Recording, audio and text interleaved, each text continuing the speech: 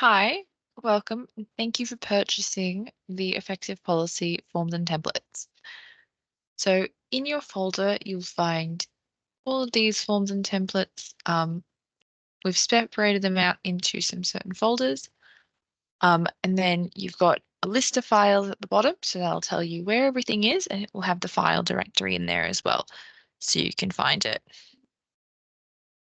Then your most important documents that you'll probably want to find first, your compliance management system. So this is an Excel-based system.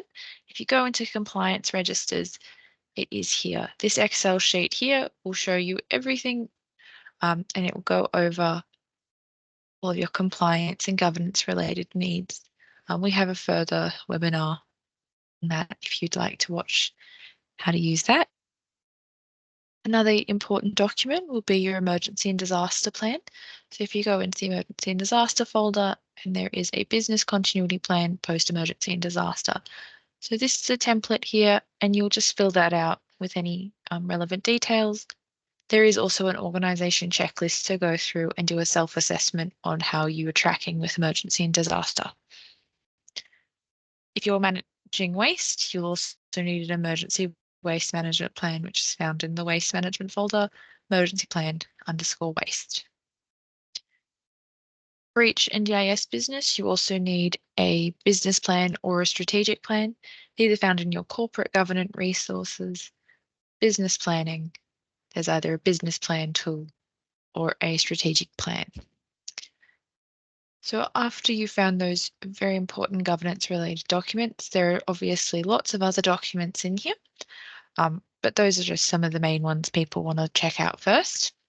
So for our participant related forms, in our participant forms, we've got intake, eligibility for service. Our intake form is designed for screening participants and making sure that they're a right fit. It is not for onboarding.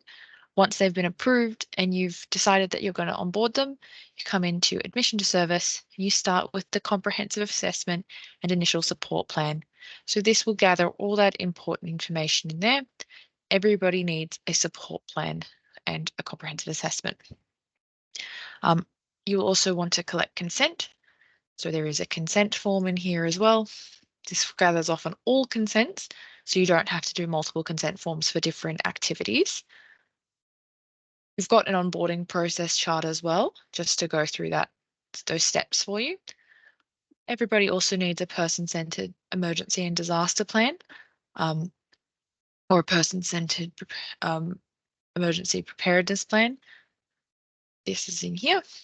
You'll also find a CHAP as well as a conflict of interest declaration and a few other documents in here.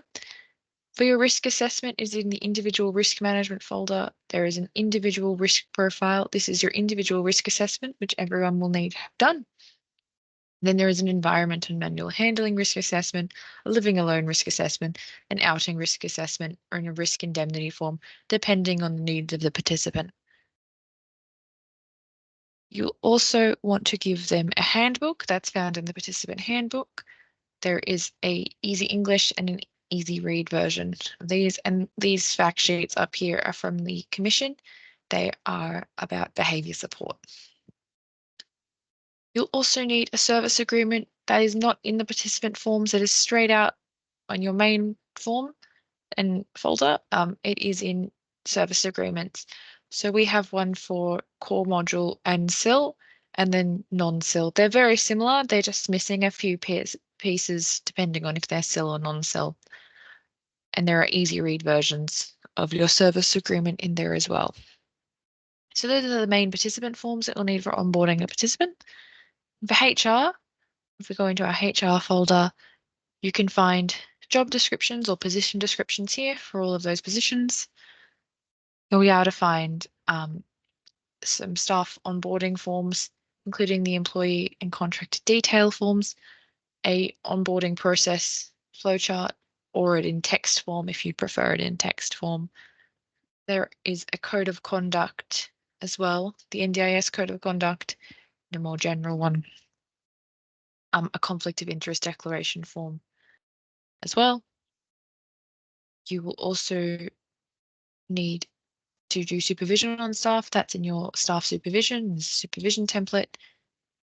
And for staff maintenance and management, there's also a performance appraisal as well. Every staff needs a performance appraisal after 12 months. And if you need a contract, they're in the contractor and brokerage agreement. You'll be able to find an employee casual contract or a full-time employee contract.